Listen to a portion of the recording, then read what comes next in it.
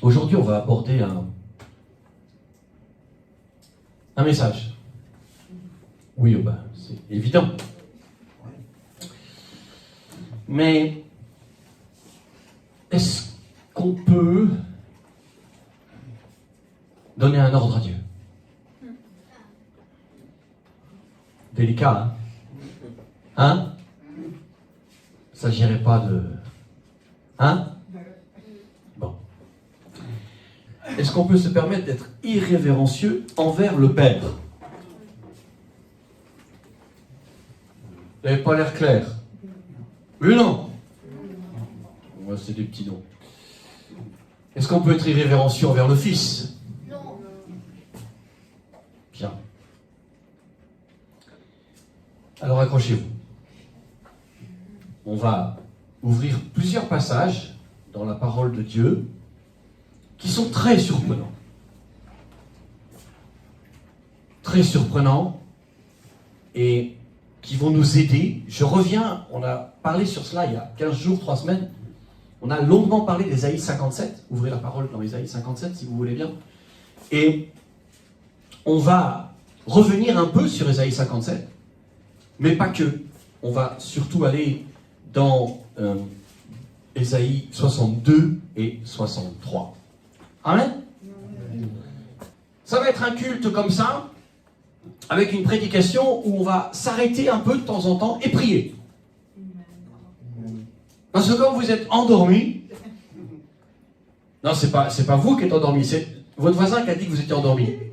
Et son voisin est venu me voir aussi. Et tous les voisins sont venus me dire que mon voisin était endormi. J'en conclus que l'église est endormie. Voilà. Je ne vais pas tout relire Ésaïe 57. Je pars au verset 18. Souvenez-vous, c'est une personne qui était orgueilleuse et qui a voulu suivre son propre chemin. Wouhou! Ça ressemble à personne ici. Oh, et personne d'entre vous n'a jamais voulu faire. Moi, je veux faire ce que je veux. Moi, c'est ma volonté. Donc le verset 18, Dieu nous cueille à contre-courant. Écoute bien ça. Dans le verset 18, Dieu nous cueille à contre-courant de ce que nous sommes. Parce que nous sommes dans la loi du talion. Œil pour œil, dent pour dent. Qu'on le veuille ou pas, on a une dent. Et même 32. Et des fois, ça suffit pas, tellement on a de dents. Pas moi, vous. Bah, oh, non, oh. Hey, tu as trouvé un coupable. On a une dent contre quelqu'un. On a une dent contre la vie. Et si on veut être honnête, on a ici et là une dent contre Dieu. Parce que ça ne se passe pas comme moi je veux. Et que la souffrance que je vis, je ne veux pas qu'elle continue et je vais la régler à ma manière. C'est un peu la situation dans laquelle se trouve le kidam de 1 Ésaïe 57, verset 18. J'ai vu ces voix. J'ai vu le coco que c'est. La cocotte. Mais moi, je ne suis pas comme lui. Je le guérirai. Et non pas, je lui glisserai une peau de banane. Je lui servirai de guide. Je le consolerai. Lui et ceux qui pleurent avec lui. Parce que le but, c'est qu'à un moment donné, on sorte des mauvaises voies. Parce qu'on ne pourra pas s'empêcher de pécher. On ne pourra pas s'empêcher de maugréer. On ne pourra pas s'empêcher de se tromper et d'être en colère. Mais il y a un moment donné, comme lui, il faut revenir dans la repentance. Et là, le Seigneur dit, je vois, alors je vais le guérir, je lui servirai de guide, et je le consolerai, lui et ceux qui pleurent avec lui. Le pire qui puisse arriver à un consolateur, c'est quand le consolé ne veut pas être consolé. C'est quand celui qui pêche veut continuer à pécher, veut continuer à faire le mal. Mais c'est possible d'avoir un cœur repentant. Amen ou pas? On s'en fiche que Noël arrive. C'est une fête de plus en plus païenne, avec remplie de paganisme. Ce qui compte, c'est que Jésus revient bientôt. C'est ça ton phare, c'est ça ta lumière, c'est ça ton objectif. Jésus revient. Jésus revient bientôt, chaque jour un peu plus. Si tu n'as pas les yeux fixés sur le retour de Jésus, tu as les yeux fixés sur des choses éphémères qui vont passer. Mais si tu as le cœur tout entier tourné vers Jésus en disant « Jésus, tu reviens, je veux être avec toi, je veux être avec toi », quoi qu'il arrive, tu vas en guérir. Quoi qu'il arrive, tu vas t'en remettre. Donc, le but, c'est d'avoir Dieu avec nous. Amen. De ne pas se mettre contre lui, contre sa volonté. Pour qu'il puisse dire, j'ai vu les voies, j'ai vu ce qu'il fait, je le guérirai, je lui servirai guide, je le consolerai, lui et ceux qui pleurent avec lui. Et je voudrais revenir sur consoler, parce qu'ici c'est deux mots en araméen, on avait déjà vu ça. Nishum, le deuxième mot veut dire consolation, consoler, compassion, tendresse. Et le premier mot, qui est un mot qui est très semblable finalement à shalom, c'est shalom, qui ici est conjugué en piel. Regardez tout ce que Dieu veut faire pour vous. Consoler, ça veut dire bien sûr nishum, consoler, mais il veut te consoler en te complétant. Amen. En complétant ta sainteté, en complétant ta marche. Il veut finir la bénédiction avec toi. Il veut te rendre sûr. Il veut te faire entièrement du bien, shalom. Entièrement du bien. Il veut te restaurer. Shalom, ça veut aussi dire une consolation qui te restaure. Il veut faire une compensation. Oui, tu as souffert. Oui, c'était injuste. Et parfois, c'est vrai, c'est totalement injuste. On n'est pas toujours des pécheurs notoires qui faisons que le mal. Parfois, on prend des claques, on se dit, qu'est-ce que j'ai encore fait? Qu'est-ce que j'ai encore fait? Pourquoi moi? Mais Dieu veut faire une compensation. Passe pas à côté. Amen. Passe pas à côté. Ça veut dire aussi payer, rétribuer, payer de retour, récompenser. Dieu permet que ce soit dur. Parce que si, c'est terrible ce que je vais dire, si l'épreuve n'est pas dure, tu ne changeras pas. Tu sais pourquoi? Parce que bien souvent, tu es plus dur que l'épreuve. Tu résistes à l'épreuve. Et comme Dieu est amour, et que amour, l'épreuve est en dessous de toi, et ta dureté est au-dessus. Et c'est pour ça que des fois, ça devient encore plus dur pour te faire grâce. N'oublie pas une chose, c'est le moment d'ouvrir votre cœur. C'est le moment d'ouvrir vos oreilles. N'oubliez pas une chose, Dieu vous aime. Et à ce propos, ce qui compte le plus, c'est pas ce que tu vis sur terre en tant que tel, c'est ce que tu vas vivre dans l'éternité, pour l'éternité de l'éternité. Dieu ne veut pas que tu ressembles à un balai qui n'a pas été secoué. Vous avez déjà vu? On balaye, on sort dehors, tape le balai comme ça, et ça part. Il y a des fois, on a l'impression d'être un balai. Seigneur, oh. Mais c'est par amour. Et si vous avez déjà vu des balais africains, alors ça vaut le coup. Donc, je vous fais... Je l'ai vu plusieurs fois en Afrique. La sœur, moi j'ai envie de leur acheter des balais européens. Elle est à 20 cm. Et elle, c'est une espèce de balai en paille. Elle prend... Une fois, je me dis, si c'est le mari qui prend ça, vache, il va aller se coucher. Hein. Dieu t'aime. S'il permet que tu sois secoué, s'il permet que ce soit difficile, c'est parce que tu es dur, parce que je suis dur, parce que nous sommes durs. Et Dieu nous châtie par amour pour que la poussière s'en aille, pour que quand tu arrives là-haut, tu sois au summum de la bénédiction. Tu puisses avoir le maximum de la récompense qu'il a prévue pour toi. Changez d'objectif. Changez votre lunette de vue. Arrêtez de regarder uniquement à l'horizontale. Regardez à la verticale. L'important, c'est ce que Dieu prévoit pour toi là-haut. Amen. Et tu le prépares ici, dans la besogne, dans la difficulté, dans l'épreuve, dans les larmes. Mais qu'importe. importe, le but, c'est que tu sois le plus beau, la plus belle, le plus béni possible là-haut. C'est ça le but du Seigneur. Amen. Regardez ce passage. Ésaïe 62, verset 6. On va voir quelque chose d'incroyable. Vraiment incroyable. Souvenez-vous le titre? Peut-on être irrévérencieux envers Dieu? Est-ce qu'on peut, nous, pauvres humains, pécheurs notoires, dire Seigneur, tu peux venir un peu par là, choses qui vont pas, t'as mal fait. Ésaïe 62, verset 6. Ici, Dieu parle à Jérusalem, Sion, la ville qu'il vénère au-dessus et par-dessus tout. Amen. Amen. Sur tes murs, Jérusalem, j'ai placé des gardes. Ils ne se tireront ni jour, ni nuit. Vous qui la rappelez au souvenir de l'Éternel, pas de repos pour vous. Waouh!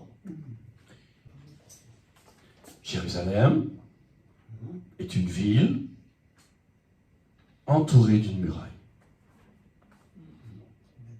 Sur tes murs, Jérusalem, j'ai placé des gardes. Il faut bien comprendre chaque mot à son importance. Et je vais vous donner, si vous voulez le recevoir, une arme qui va vous servir toute votre vie, qui va vous permettre de sortir de toute épreuve. Ça vaut le coup d'entendre. Donc Jérusalem est une ville plus ou moins ronde, entourée d'une muraille. Et donc, la muraille ne suffit pas. Il faut des vigiles, il faut des gardiens. Ici, Dieu est en train de parler de l'amour qu'il a pour Jérusalem. J'ai placé des gardes. Ici, c'est un verbe. Et les gardes, écoutez bien ce que ça veut dire. Ça veut dire des gardes, évidemment, qui observent, qui font attention à toi, qui ont la charge de te garder, qui te tiennent, qui te protègent, qui te sauvent la vie. Ça veut dire quoi? Ça veut dire, je vais vous le traduire autrement, sur ton cœur, Christopher, sur ton cœur, Ethan, et n'importe qui d'entre vous, j'ai placé des gardes. Parce que je t'aime. Ils vont te surveiller. Ils vont te dire, hop là, qui va là? Jusqu'ici, pas plus loin. Ça va pas te plaire. Ça va rarement te plaire. Mais, ils vont te tenir, te garder. Ils vont faire attention à toi. Ils vont avoir la charge de ton âme. Ils vont te protéger, sauver ta vie. Ça veut dire aussi, ils vont veiller sur toi, ils vont observer, ils vont enregistrer ce qui se passe. Ils vont te restreindre, te contenir. Alléluia. Amen. Quand tu comprends ça, et la suite de ce qui va être dit maintenant, ta vie peut changer. Ta vie peut changer. Combien de fois j'ai entendu les chrétiens dire « Ah, personne ne peut me comprendre, je suis tout seul dans mon... » C'est jamais vrai. Dieu a placé des gardes sur ta vie. Il te console, toi et ceux qui pleurent avec toi. À condition de ne pas faire le vide autour de toi. Écoute bien ça. Ne fais pas le vide autour de toi. Je parle ici, bien sûr, de faire le vide de gens d'église. Combien de personnes se privent de la vie d'église, font le vide autour d'eux? Alors, bien sûr, il n'y a plus de garde. Ils ne se tairont. Ni le jour, ni la nuit. Ils ne se tairont pas. Amen. Ça veut dire, ils ne seront pas silencieux. Ils ne seront pas tranquilles. Ils ne seront pas inactifs. Alléluia. Alléluia. Vous qui la rappelez au souvenir de l'Éternel, pas de repos pour vous. Ça veut dire que Dieu sur Jérusalem, mais c'est vrai pour ta vie, a placé des gardes qui vont faire tout ce qu'on a dit, veiller sur toi, te garder, te protéger, te sauver la vie. Ça peut être dans la prière. Notre église, la chaîne de prière. Amen. C'est une muraille autour de Maman Valérie, Amen. qui sont là, qui est mise en place pour lui sauver la vie. Alléluia. Mais, retenez ce qu'on a dit au début. Est-ce qu'on doit être irrévérencieux envers Dieu? Bien sûr que la réponse est non. Cependant, ce passage me dit que je dois rappeler le souvenir des personnes que j'ai en fardeau au souvenir de l'Éternel et que je ne dois pas lui laisser de repos. Écoutez bien ça. Vous qui la rappelez au souvenir, ça veut dire, c'est comme si, dans ce verset, bien sûr que c'est pas vrai, c'est une image où Dieu se rabaisse à nous qui sommes humains, mais Dieu nous dit, rappelez-lui à la mémoire, rappelez-lui à l'esprit, dites-lui encore et encore, dites-lui un tel, il a besoin de toi, il faut prier, il faut y aller. Et écoutez bien, regardez le verset 7, il est incroyable. Ne lui laissez aucun relâche. C'est Dieu qui dit lui-même à des humains de lui casser les pieds. Amen. C'est Dieu lui-même qui dit à l'Église, arrêtez de ne pas prier. Amen. Je vous demande de me laisser aucun relâche jusqu'à ce qu'il rétablisse Jérusalem et la rende glorieuse sur la terre. Si on prie comme ça, on verra beaucoup plus de choses parce qu'on commence à prier, mais on s'arrête tout de suite. Amen. Ici, le Seigneur te dit, pas de repos pour toi, tu es un garde. Pas de repos pour toi, tu as des problèmes dans ta vie, prie pour toi-même, prie pour toi-même, prie pour toi-même. Mais Dieu ne veut pas que tu fasses du nombrilisme, donc il va te demander de prier pour les autres, il va te demander de prier pour les autres, il va te demander de prier pour les autres. Et tu dois être comme un garde qui ne prend pas de repos et qui demande à Dieu de ne pas en prendre non plus. Amen. Ne lui laissez aucun relâche, aucun relâche. Ça veut dire, ici, Domi, ne lui laissez aucune tranquillité, aucun repos, aucun silence, aucune pause. Ne lui laissez aucun repos. Putain. Arrêtez de vous plaindre que vos vies sont un désastre. Arrêtez de vous plaindre que tout est noir dans votre vie. C'est vous qui êtes noir en premier. C'est moi qui suis noir en premier. Faisons ce qu'il faut. Amen. C'est nous qui devons marcher avec Dieu. Amen. Si tu fais ça, dès ce soir, ta vie va changer. Je prends la résolution de vivre ce verset. Au nom de Jésus, je suis un garde. Le premier que j'ai à garder, c'est moi-même. Je ne vais pas me donner de repos. Et je n'en donnerai pas non plus à mon Dieu. Je vais prier et taper à la porte du ciel jusqu'à ce que. Amen. Souvenez-vous quand on a parlé du psaume 132, David dit, je ne prendrai pas de repos jusqu'à ce que j'ai trouvé un lieu de repos, pour un lieu de paix pour la maison de l'Éternel. Et moi je vous ai dit, et je continue, je ne prends pas de repos. Parfois c'est plus difficile que d'autres. Ce matin par exemple, c'était plus facile. Hier soir j'ai bien prié avant de dormir. Aide-moi à prier demain matin. Aide-moi. Et ce matin j'étais au chevet de ma femme. Et pendant 1 heure, au nom de Jésus, au nom de Jésus, au nom de Jésus, je lui rappelle les promesses, je lui rappelle les promesses. Je veux être un garde qui ne prend pas de repos. Amen. Alain, je pense à lui sans cesse. Je prends lui parce qu'il est en face de moi et qu'il a des lunettes de rêve. Mais je pense à lui sans cesse. Et je pourrais vous nommer chacun de vous. Parce que je sais combien vous avez besoin de prière. Je sais combien la vie est dure, combien la vie est mordante. Pourquoi vous croyez que le monde est complètement décousu, qu'il n'y a plus que des problèmes de drogue qui s'intensifient, d'alcool, etc., etc. Parce que les gens sont malheureux. Mais nous, on a tellement mieux que l'alcool. Amen. On a la prière. Amen.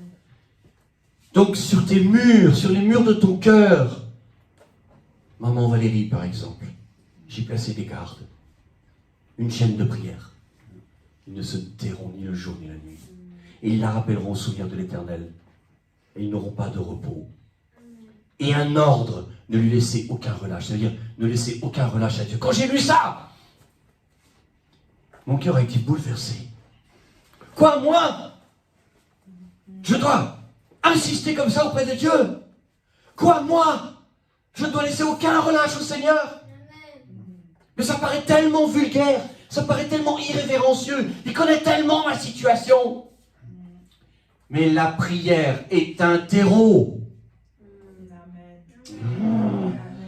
La prière est un terreau. La lecture est une puissance. Et pendant que tu donnes le terreau de la prière, Dieu s'en sert contre l'ennemi pour le faire taire. Pour le faire taire. On va changer de chapitre. On va changer de verset. Mais je ne donne pas la référence maintenant. Parce que sinon, vous faites comme au musée. Les gens, ils viennent devant la Joconde, ils font oh. Oh, oh, oh, oh. Si vous pouvez parler, je leur dirais, vous avez sacré les airs. C'est de la vie, ce que je suis en train de vous dire. Amen. C'est de la vie.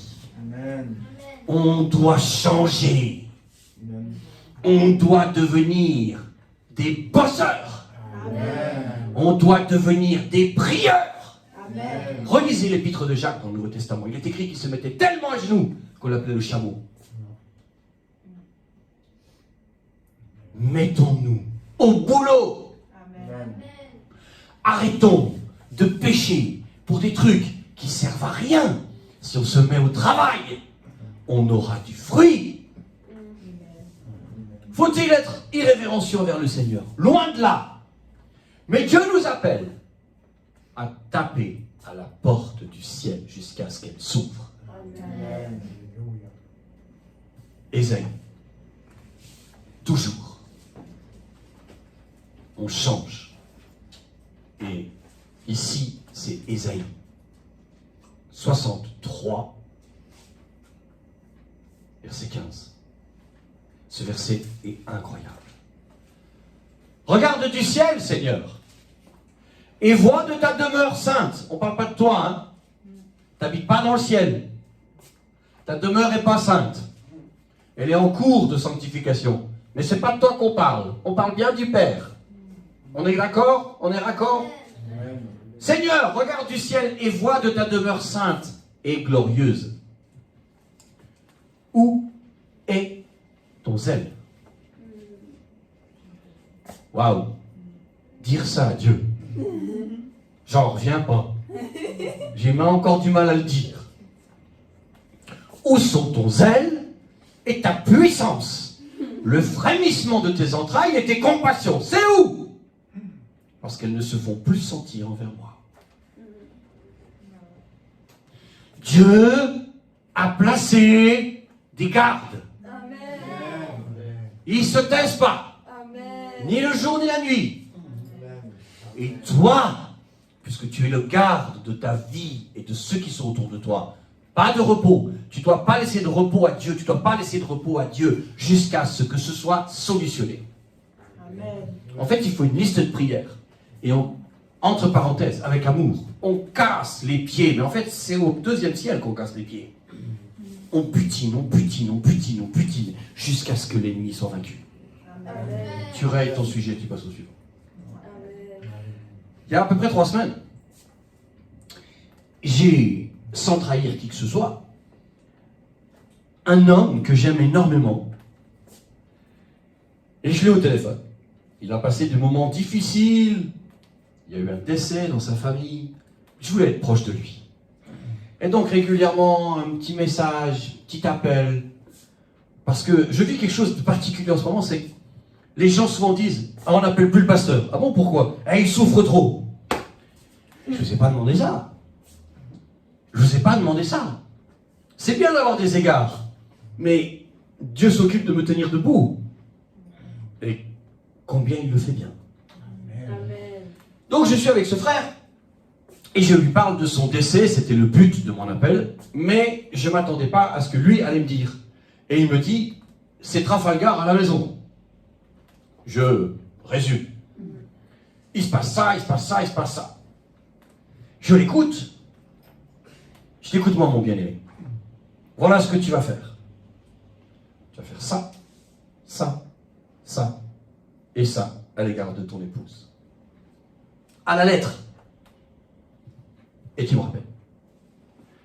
Hier ou avant-hier, j'ai reçu un texto. Bonjour pasteur, je vous salue, machin. Ça y est, c'est la paix à la maison.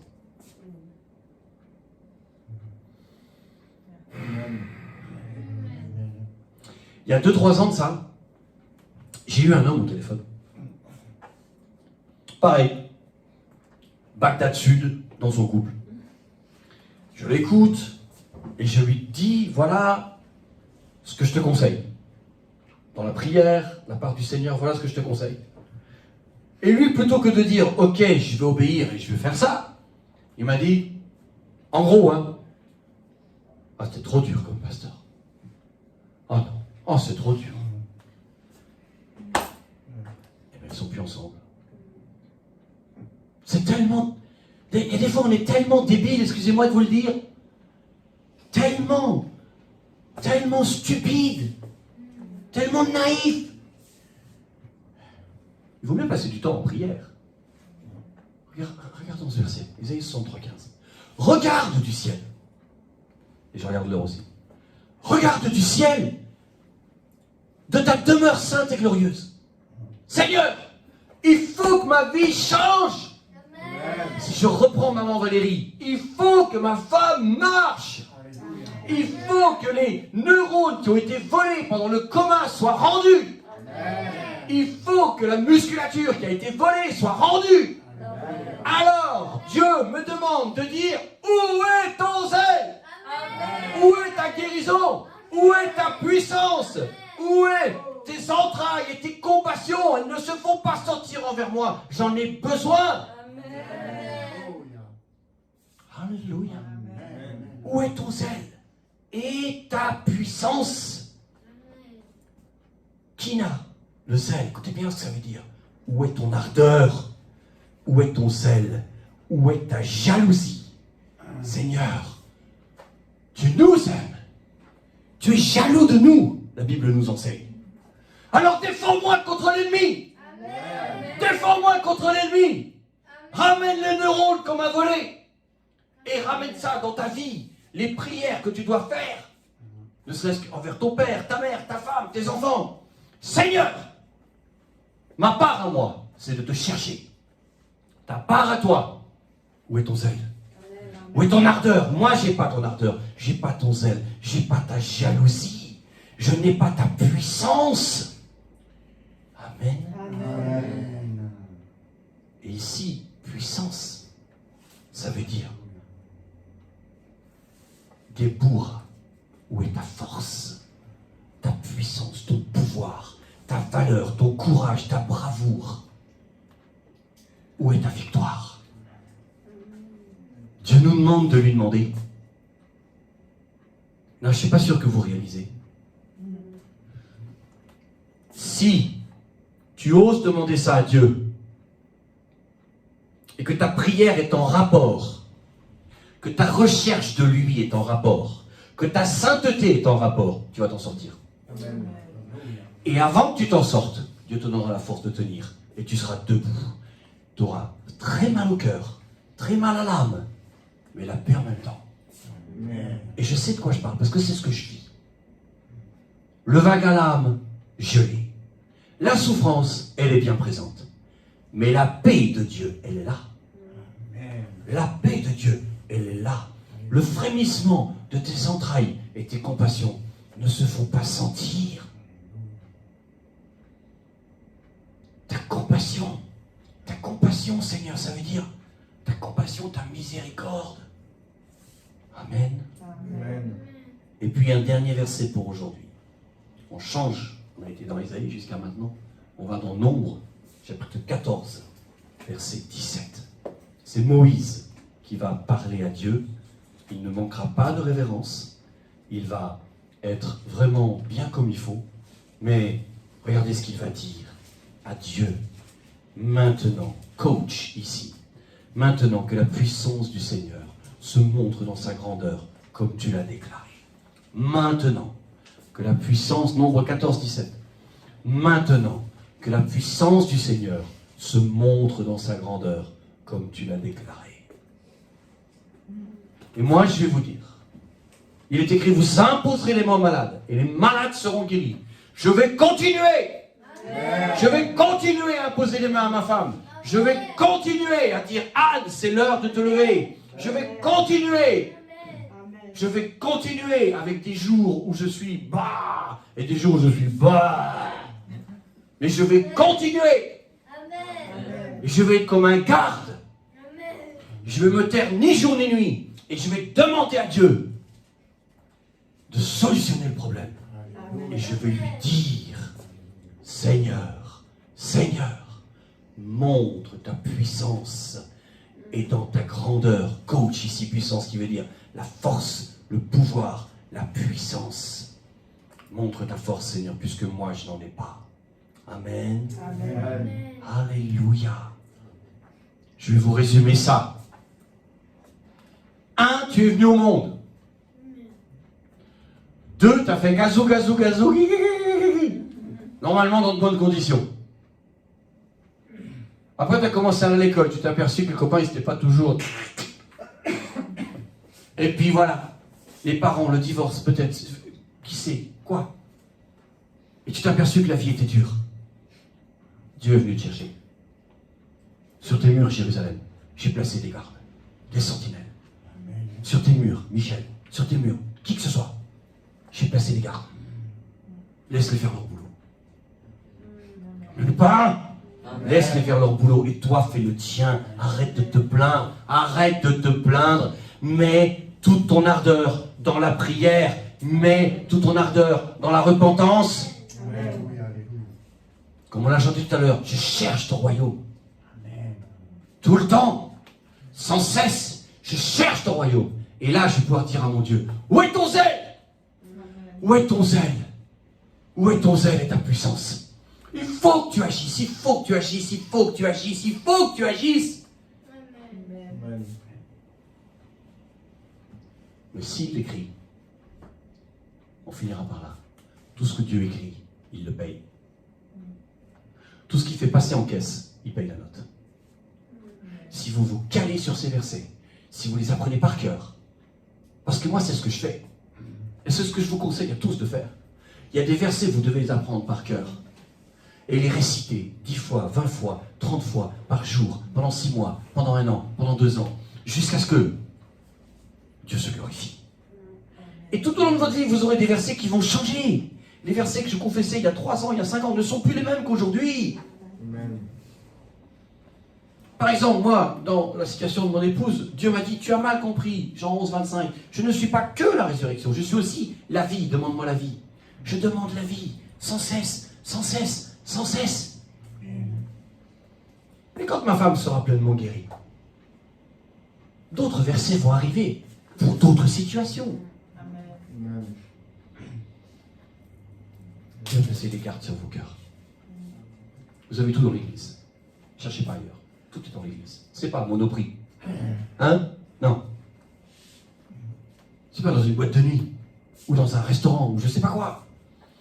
Si vous allez au restaurant avec Jésus, ça sera un moment merveilleux.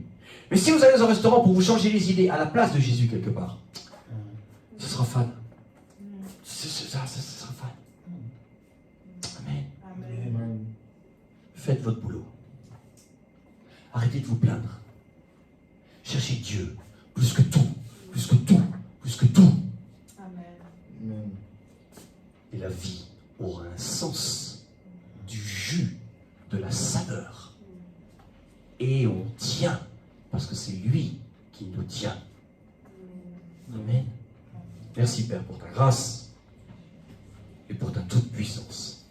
Sois loué et glorifié. Seigneur, je me réjouis puisque nous aurons culte encore mercredi matin. Sois béni Père au nom de Jésus.